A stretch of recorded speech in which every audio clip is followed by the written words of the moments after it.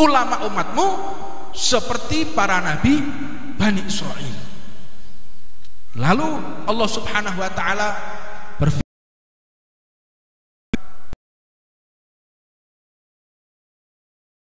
ummati ukhrijat linnas. Apa dikatakan seperti itu? Bil ma'ruf wa tanhauna 'anil munkar. Jika seseorang menyeru kepada sesuatu yang ma'ruf, mengajak seseorang, ada resiko, tidak mungkin tidak, dan mencegah dari perbuatan yang mungkar. Wa tu'minuna billah. Dan bagaimana caranya mereka ini untuk beriman kepada Allah Subhanahu wa taala. Dalam firman yang lain Allah Subhanahu wa taala pun mengatakan, wal mu'minuna wal mu'minatu ba'dukum awliya'i ba'din. Orang-orang yang beriman baik dari kalangan laki-laki ataupun sebagian dari mereka perempuan adalah orang yang wajib menolong daripada sebagian yang lain. Ya'muruna bil ma'ruf wa yanhauna 'anil munkar. Perempuan, laki-laki itu wajib menyeru kepada kebaikan dan mencegah daripada segala kemungkaran.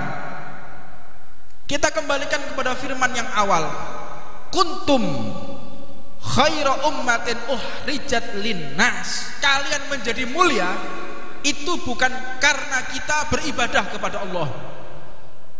Kita menjadi hebat, menjadi berwibawa, itu bukan karena kita banyaknya ilmu yang kita kuasai, tetapi kita menjadi wibawa, menjadi tinggi kedudukan di hadapan Allah tatkala kita bisa berbuat ma'ruf dan mencegah dari sesuatu yang mungkar.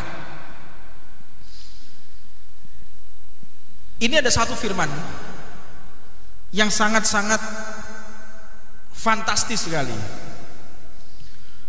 Lu'inal ladzi kafaru min bani Israil ala lisanihi Dawud. Tahukah Allah Subhanahu wa taala telah mengutuk kepada umat min bani Israil.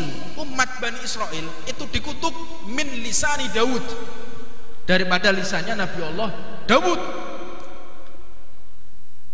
Berarti umat itu celaka karena lisan siapa? Lisan pemimpinnya, lisan nabinya. Umat-umat dulu menjadi celaka, menjadi rusak, dibinasakan oleh Allah. Ini semua karena lisan nabinya. Dan umat ini porak-poranda, hancur lebur, bisa selamat karena lisan Nabi Muhammad sallallahu alaihi wasallam. Nabi Muhammad, jika ada umat rusak menyerang kepada dirinya, tidak sekalipun Nabi Muhammad itu mengutuk. Aku diutus oleh Allah untuk berbuat baik, bukan untuk mencaci maki sebagaimana nabi-nabi sebelumku diutus. Nabi Musa mendoakan umatnya, hancur umatnya. Nabi Musa mendoakan umatnya, hancur umatnya. Nabi Nuh marah kepada umatnya, ditenggelamkan oleh Allah Subhanahu wa taala. Tapi tidak dengan Nabi Muhammad. Ketika dilempari di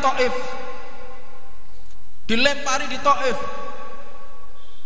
bercucuran darah dari tubuhnya, apa kata Nabi Muhammad? Ya Allah, yang salah ini adalah aku, bukan umatku. Subhanallah. Jadi ketika disakiti, ketika dimusuhi, yang disalahkan adalah dirinya, bukan orang lain. Lah ini uslub amar ma'ruf nahi mungkar yang harus kita ikuti. Kita jangan menjadi nabi yang sebelum Nabi Muhammad diutus. Ketika menghadapi orang yang mencaci maki dakwah, ketika menghadapi orang yang memusuhi dakwah, kita caci maki dia, kita musuhi dia, kita doakan terkutuk bagi dia. itu kalian umat bukan umat Nabi Muhammad. Jika kalian umat Nabi Muhammad tidak akan pernah ridho melihat orang yang kafir sekalipun masuk neraka gara-gara kita.